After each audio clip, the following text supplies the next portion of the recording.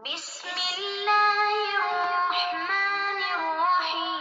اعوذ باللہ السمیع العلیم من الشیطان الرجیم بسم اللہ الرحمن الرحیم الحمد للہ رب العالمین والصلاة والسلام علی اشرف الانبیاء والمرسلین وعلی اہل بیتہ الطیبین الطاہرین المعصومین. عزیز طلبہ السلام علیکم ورحمۃ اللہ وبرکاتہ. شرح المدوم کتاب صوم درس نمبر 124 میں روزہ میں نیت کے وجوب پر گفتگو ہونے والی ہے.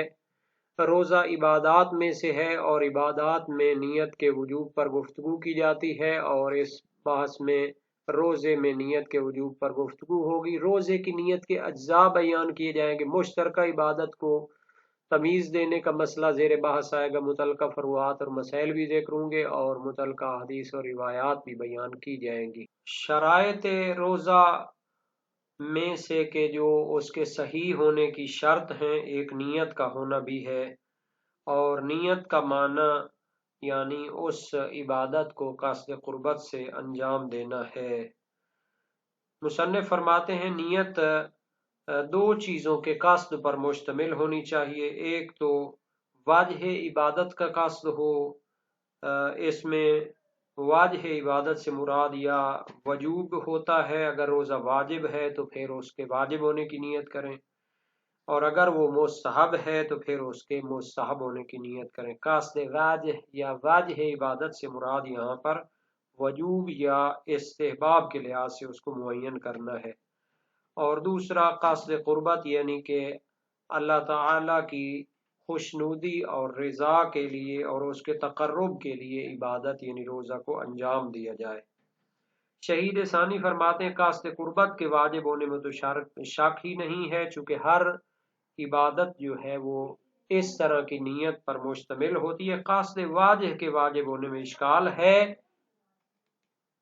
قصد واجہ کے واجب ہونے میں تأمل پایا جاتا ہے، خصوصاً ماہ رمضان کے روزہ میں، چونکہ قصد واجہ یعنی وجوب یا استحباب کو معین کرنا وہ عبادت کو تمجیز دینے کے لیے ہوتا ہے، اس کو کسی مشترکہ عبادت سے جدا کرنے کے لیے ہوتا ہے.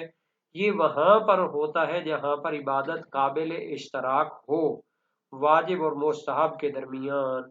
کہ اس کا یہ معنی ہے کہ ایک زمانے میں عبادت دو طریقوں سے انجام دینا صحیح ہے، وجوب کے طریقے سے بھی ہو سکتی ہے، استحباب کے طریقے سے بھی ہو سکتی ہے. تو اس کو انسان کو چاہیے کہ معین کر لے کہ میں واجب پڑھ رہا ہوں، واجب انجام دے رہا ہوں یا مستحب. مثال کے طور پر نماز صبح 2 رکعت ہے، واجب بھی اور اس کی 2 رکعتیں نافلہ بھی ہوتی ہیں. تو اب اگر 2 رکعت نماز پڑھنا چاہتا ہے تو معین کر لے کہ میں اب واجب والی نماز پڑھ رہا ہوں یا مستحب والی، چونکہ ادھر نماز قابل اشتراک ہے نافلہ اور واجب کے درمیان.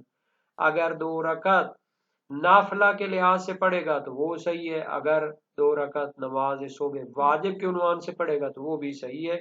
تو نماز شروع کرنے سے پہلے اس کو کیا کرنا چاہیے؟ واجب یا نافلہ کو معین کرنا چاہیے.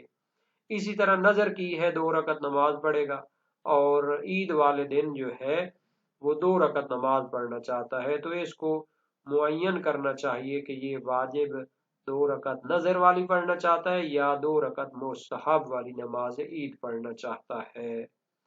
لیکن ماہ رمضان کے روزے میں تو واجب اور مستحب کی بحث ہی نہیں آتی، چونکہ ماہ رمضان میں فقط ماہ رمضان کا روزہ کیا ہوتا ہے؟ صحیح ہوتا ہے.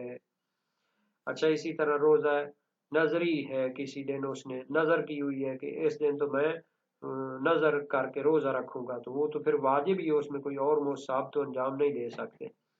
اچھا، ایک مستحب روزہ ہوتا ہے، جیسے مبعث کے دن کا روزہ رکھنا چاہتا ہے. تو اگر انسان پہلی صورت میں ہو کہ ماہ رمضان میں تو کوئی دوسرا روزہ رکھا ہی نہیں جا سکتا، تو پھر اس کو معین کرنے کی ضرورت ہی نہیں ہے، چونکہ وہ دن واجب اور مستحب کے درمیان اشتراک کی قابلیت اور صلاحیت ہی نہیں رکھتا کہ اس کو ہمیں واجب یا مستحب کو معین کرنا پڑے. اور اگر روزہ مستحب یعنی مبعث والے دن کا روزہ، تو اس میں ظاہر ہے کہ استحباب کے علاوہ کوئی روزہ واجب ہے ہی نہیں، قابلیت اشتراک نہیں رکھتا. تو جب اس میں کوئی اور اس کی گردن پر واجب روزہ موجود نہ ہو، قضاء کا یا کفارے کا یا نظر مطلق، تو اس صورت میں وہی مستحبی روزہ اس پر آئے گا۔ تو اس میں بھی کیا ہے پھر معین کرنے اور قاصد قربت کے علاوہ قاصد واجب کو واجب کرنے کی کوئی وجہ نہیں ہے۔ اب ہم عبارت کو دیکھتے ہیں۔ فرمایا وَتَجِبُ فِيهِ النِّيَّةُ وَهِيَ الْقَصْدُ إِلَى فِعْلِهِ الْمُشْتَمِلَةُ عَلَى الْوَجْهِ مِنْ وُجُوبٍ أَوْ نَدْبٍ وَالْقُرْبَةِ۔ روزہ میں واجب ہے نیت کرنا، اور نیت قصد الی فعلہ یعنی روزے کو انجام دینے کا عزم اور ارادہ اور قصد ہوتا ہے۔ المشتملۃ علی الوجہ، یہ بریکٹ کے اندر شہید اول کی عبارت چلتی ہے، تو فرمایا نیت سے مراد وہ نیت ہے کہ جو مشتمل ہو قصد واجب پر، یعنی اس کے واجب یا مستحب ہونے کو معین کرے، والقربت، اور وہ نیت مشتمل ہونی چاہیے قصد قربت پر۔ اما القربت فلا شبہۃ فی وجوبها، شہید ثانی فرماتے ہیں قصد قربت کے نیت میں واجب ہونے میں کوئی شبہ اور شک کی گنجائش ہی نہیں ہے۔ وَأَمَّا الْوَاجِبُ فَفِيهِ مَا مَرَّ، جبکہ قصد واجب یعنی وجوب یا مستحب کے قصد کے واجب ہونے میں اشکال پہلے گزر چکا ہے، خصوصاً ماہ رمضان میں، لعدم وقوعہ علی وجہین، چونکہ ماہ رمضان میں دوسرے کسی روزہ مستحب وغیرہ کی گنجائش ہی نہیں ہوتی۔ اگر انسان روزہ رکھنے کی صلاحیت رکھتا ہو تو پھر اس پر وہی واجب روزہ ماہ رمضان کا ہی صحیح ہو سکتا ہے ماہ رمضان میں۔ فَفِيهِ مَا مَرَّ، یعنی قصد واجب میں وہ اشکال جو کتاب الطہارت بحث وضو میں گزر چکا ہے یہاں بھی آئے گا۔ تو قصد واجب کے بارے میں کہا تھا کہ عبادت جہاں قابلیت اشتراک رکھتی ہو واجب اور مستحب میں، وہاں پہ بحث آتی ہے۔ یہاں پہ قابلیت اشتراک نہ رکھتی ہو تو پھر قصد واجب لازم نہیں ہے، جیسے روزہ ہے۔ خصوصاً ماہ رمضان میں تو دوسرا کسی قسم کا روزہ رکھا ہی نہیں جا سکتا۔ ایک عاقل بالغ شخص جو ماہ رمضان میں روزہ رکھنے کی شرائط رکھتا ہے تو فقط ماہ رمضان کا روزہ اس سے صحیح ہوگا، مستحبی وغیرہ روزہ وہ رکھ ہی نہیں سکتا، تو پھر قصد وجوب کرنے کی ضرورت ہی نہیں ہے کہ اس کو کسی دوسرے روزہ سے مشخص اور ممتاز کیا جائے۔ تو شارح نے کیا کیا ہے، خصوصاً فی شہر رمضان کے ذریعے تقیید کر دیا ہے کہ دوسرے دنوں میں امکان ہوتا ہے، کوئی فرض ایسا ہو کہ اس میں روزہ جو ہے قابلیت اشتراک رکھتا ہو، جیسے کسی کے گردن پر ایک واجب روزہ قضا کا یا کفارے کا یا نظر مطلق کا ہو اور وہ مستحب روزہ رکھنا چاہتا ہو، تو اسے پھر معین کر لینا چاہیے کہ واجب روزہ رکھ رہا ہے یا مستحب روزہ رکھ رہا ہے، اس کو کہتے ہیں قصد واجب کر لے۔ اس کے بعد فرماتے ہیں وَتُعْتَبَرُ النِّيَّةُ لِكُلِّ لَيْلَةٍ أَيْ فِيهَا وَالْمُقَارَنَةُ بِحَالِ طُلُوعِ الْفَجْرِ مُجْزِئَةٌ عَلَى الْأَقْوَى إِنِ اتَّفَقَتْ لِأَنَّ الْأَصْلَ فِي النِّيَّةِ مُقَارَنَتُهَا لِلْعِبَادَةِ الْمَنْوِيَّةِ وَإِنَّمَا اُغْتُفِرَتْ هُنَا لِلْعُسْرِ۔ اس عبارت میں فرماتے ہیں کہ لازم نہیں ہے کہ نیت حتماً طلوع فجر سے پہلے رات کے وقت ہو، اور اسی طرح لازم نہیں ہے کہ وہ طلوع فجر کے ساتھ مقارن اور ملی ہوئی ہو۔ اس طرح کہ نیت طلوع فجر سے پہلے ایک لحظہ اور اس کے ساتھ متصل ہو، اس طرح کہ آخر نیت اول طلوع فجر کے ساتھ متصل ہو، اور یہ دوسری عبادات کے برخلاف ہے، جیسا کہ نماز ہے تو اس کی نیت اول عبادت کے ساتھ ملی ہوئی ہونا معتبر ہے۔ پس روزہ میں رات کو بھی نیت کر سکتے ہیں، اور اگر مقارن طلوع فجر کے ساتھ ابتداء روزہ کے ساتھ نیت کریں تو بھی کافی ہوگی۔ تو شہید ثانی فرماتے ہیں مقارنت نیت کا کافی ہونا، اس کی دلیل یہ ہے کہ قاعدہ نیت میں یہ ہے کہ ہر عبادت کی جو نیت ہے وہ عبادت کے شروع کے ساتھ ملی ہوئی ہو، اور چونکہ نیت کو ابتداء روزہ کے ساتھ ہم زمان قرار دینا ابتدائے طلوع فجر کے ساتھ اس کو جا کر ملانا زحمت رکھتا ہے، کیونکہ دقیقاً معلوم نہیں ہے کہ اول طلوع فجر کس وقت ہے، تاکہ نیت کو مقارن اس کے ساتھ بنا دیں، اس طرح کہ آخر نیت اول طلوع فجر کے ساتھ متصل قرار پائے۔ اس لیے مقارنت نیت ابتدائے روزہ کے ساتھ شرط نہیں ہے، بلکہ نیت کو رات کے وقت بھی انجام دے سکتے ہیں۔ اگر اول طلوع فجر کے ساتھ مقارن ہو تو پھر وہ بھی کافی ہے، جبکہ فقہا کی ایک جماعت کا ماننا یہ ہے کہ حتماً نیت جو ہے وہ طلوع فجر سے پہلے ہونی چاہیے رات کے وقت، اور اگر مقارن بطلوع فجر ہو تو وہ کافی نہیں ہوگی۔ شہید ثانی فرماتے ہیں شاید ان کی دلیل یہ رہی ہو کہ چونکہ عادتاً مقارنت حقیقی نیت کی طلوع فجر کے ساتھ نہ یہ کہ فقط مشکل ہے بلکہ اصلاً امکان نہیں رکھتی، کیونکہ طلوع فجر انسان کے لیے جب تو طلوع فجر ہو جاتی ہے تو معلوم ہو جاتی ہے، اگر وہ اس وقت کو معلوم کرنا چاہے تاکہ اس کی نیت کرے تو در حقیقت نیت اس کی طلوع فجر کے بعد چلی جائے گی۔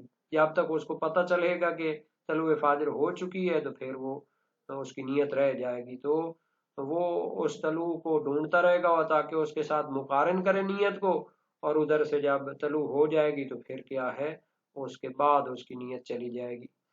اس معنی میں مقارنت فقہا جو دوسری عبادتوں کی نیت میں لازم نہیں سمجھتے تھے، کیونکہ اس کا معنی یہ ہے کہ آخر نیت متصل ہو اول عبادت کے ساتھ، اور انسان روزہ میں طلوع فجر سے پہلے کہ ابتدائے روزہ ہے نہیں جانتا کہ کون سا زمانہ اول طلوع کے ساتھ متصل ہے، تو اس کو اس لیے معاف کر دیا گیا ہے کہ جناب علی اگر رات کو بھی وہ نیت کرتا ہے تو کافی ہوگی۔ وَتُعْتَبَرُ النِّيَّةُ لِكُلِّ لَيْلَةٍ أَيْ فِيهَا، یعنی ہر رات میں نیت کرنا معتبر ہے۔ ظاہر ہے ہر دن کا ایک روزہ اس پر واجب ہوتا ہے تو پھر اس کی نیت بھی کرنی پڑے گی۔ وَالْمُقَارَنَةُ بِهَا لِطُلُوعِ الْفَجْرِ مُجْزِئَةٌ عَلَى الْأَقْوَى إِنِ اتَّفَقَتْ، اور نیت کا ملا ہوا ہونا روزے کے آغاز اور ابتدا کے ساتھ کہ جو کہ طلوع فجر سے روزہ شروع ہوتا ہے تو اس کا طلوع فجر کے ساتھ ملا ہوا ہونا کافی ہے اقوی قول کی بنیاد پر اگر یہ حاصل ہو جائے۔ لِأَنَّ الْأَصْلَ فِي النِّيَّةِ مُقَارَنَتُهَا لِلْعِبَادَةِ الْمَنْوِيَّةِ، چونکہ نیت میں اصل قانون یہ ہے کہ وہ ملی ہوئی ہو، یہاں لفظ ٹھیک نہیں لکھا ہوا، تو صحیح یہ لفظ ہے مقارنتها للعبادت المنویت، چونکہ نیت میں اصل قانون یہ ہے کہ وہ ملی ہوئی ہو اس عبادت کے کہ جس کی نیت کی جا رہی ہے۔ وَإِنَّمَا اُغْتُفِرَتْ هُنَا لِلْعُسْرِ، بے شک اس کو روزے کے مسئلے میں معاف کیا گیا ہے، چونکہ اول طلوع فجر کے ساتھ اس کو ملا کے قرار دینا یہ مشکل ہوتا ہے، اس لیے اس کو معاف کیا گیا ہے، چونکہ اول طلوع فجر کو ڈھونڈنا خصوصاً یہ نامی صدی کی کتاب ہے تو اس دور میں مزید مشکل تھا۔ اب تو ظاہراً جدید آلات اور جدید جو تحقیق کے ذرائع ہیں ان کے ذریعے شاید ممکن ہو، لیکن اس دور میں اول طلوع فجر کو ڈھونڈ کر اس کے ساتھ نیت کو ملانا یہ کیا تھا، مشکل ہوتا تھا۔ وَظَاهِرُ جَمَاعَةٍ تَحَتُّمُ إِيقَاعِهَا لَيْلًا وَلَعَلَّهُ لِتَعَذُّرِ الْمُقَارَنَةِ فَإِنَّ الطُّلُوعَ لَا يُعْلَمُ إِلَّا بَعْدَ الْوُقُوعِ فَتَقَعُ النِّيَّةُ بَعْدَهُ وَذَلِكَ غَيْرُ الْمُقَارَنَةِ الْمُعْتَبَرَةِ فِيهَا۔ شہید ثانی فرماتے ہیں فقہاء امامیہ کی ایک جماعت سے ظاہر یہ ہے کہ روزے کی نیت کو حتمی طور پر رات میں ہی انجام دے لینا چاہیے۔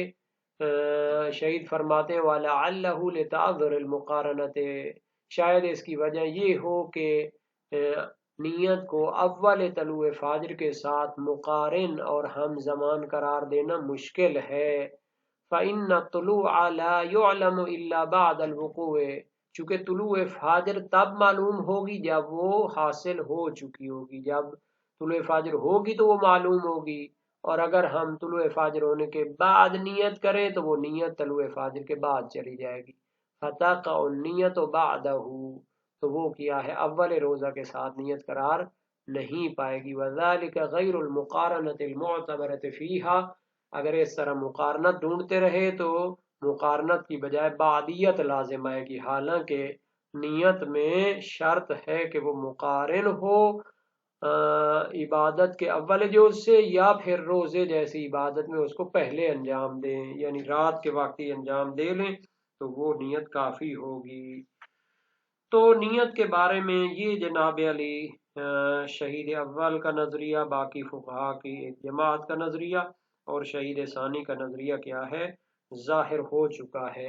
مختصر وقت میں نیت کے بارے میں عرض ہے کہ علم اصول فقہ میں عبادات کی جو اقسام بیان کی گئی ہیں، مختلف قسمیں ہیں واجبات کی.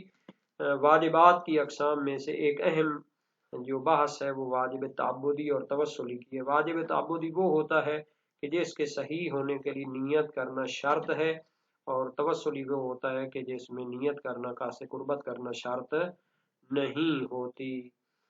تو واجب توسلوں کی بھی اگر نیت کے ساتھ کریں تو اس کا ثواب مل جاتا ہے، لیکن اس میں شرط نہیں ہوتی.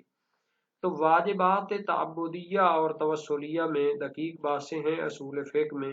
انہی جو ہے نا تعبدی اور توسلی میں ایک بات بیان کی گئی ہے، تقسیمات اولیہ اور ثانویہ. وہ اصل میں جناب علی اس کا خلاصہ سمجھ لے یا اس کا جو راز ہے اس تقسیم کا، وہ یہ ہے کہ واجبات کی تقسیم اگر تو اس لحاظ سے کی جائے، یعنی قطع نظر مولا کے اور شارع کے امر کے اگر اس کی تقسیم کی جائے تو وہ تقسیمات اولیہ کہلاتی ہیں، اور اگر امر شارع کے آنے کے بعد اس کی تقسیمات کی جائیں تو وہ تقسیمات ثانویہ کہلاتے ہیں. تو یہ ساری باتیں شیخ مظفر علیہ الرحمن نے ان کو بیان کیا ہے اپنی کتاب میں. اصل میں وہ جو ہے تعبدیت کو ثابت کرنا چاہتے ہیں کہ آیا یہ امر سے جنم لیتی ہے یا اس کا کوئی اور منشا ہے. تو بہرحال اس میں بہت ہی علمی باتیں موجود ہیں. اس میں بے شرط شے کو بھی بیان کیا گیا ہے، بے شرط لا کو بھی بیان کیا گیا ہے، اور لا بے شرط کو بھی بیان کیا گیا ہے. اور یہ جو تقسیمات ہیں یہ مرحلہ ثبوت میں ہیں، اور مرحلہ اثبات کی بات علیحدہ ہے. چونکہ ہم قرآن و سنت کی طرف جب رجوع کرتے ہیں تو جناب عبادات کے اساس اسی نیت کو کہا گیا ہے، یعنی ان کو حکم دیا گیا ہے کہ وہ مخلصین لہ الدین ہو کر کیا کریں، اللہ کے اوامر کی عبادت کریں. اور اسی طرح روایات فریقین کے اندر موجود ہیں، انما الاعمال بالنیات، یا پھر امام سجاد علیہ السلام کی معتبر روایت جو راویوں نے نقل کی ہے، لا عمل الا بالنیہ. تو اساس جو ہے یہ نیت کی بنیاد پر ہے. خصوصاً روزے کے بارے میں تو کہا گیا ہے کہ الصوم لی وانا اجزی بہ، چونکہ اس کا پتہ نہیں چلتا کسی کو، اگر بتایا نہ جائے دل میں ہوتا ہے، تو یہ روزہ ان مخلص اور خالص عبادتوں میں سے ہے کہ جس کی نیت پھر ٹھیک ہوگی اس کو اس کا جو ہے اجر عظیم عطا کیا جائے گا.